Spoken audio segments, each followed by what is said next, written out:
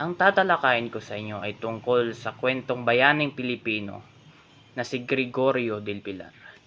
Sa isang panahon ng digmaan, sa gitna ng mga usaping pangkalayaan, isinilang ang kwento ng isang batang heneral na si Gregorio del Pilar.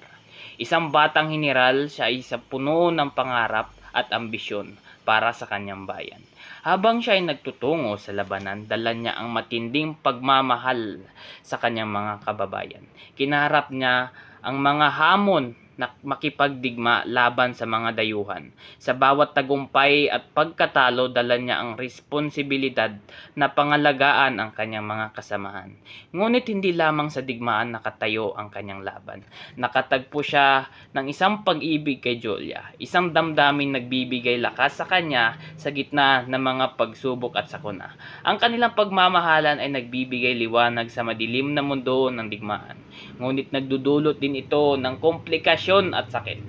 Sa kanyang paglalakbay, natutunan ni Goyo ang tunay na kahulugan ng sakripisyo at liderato.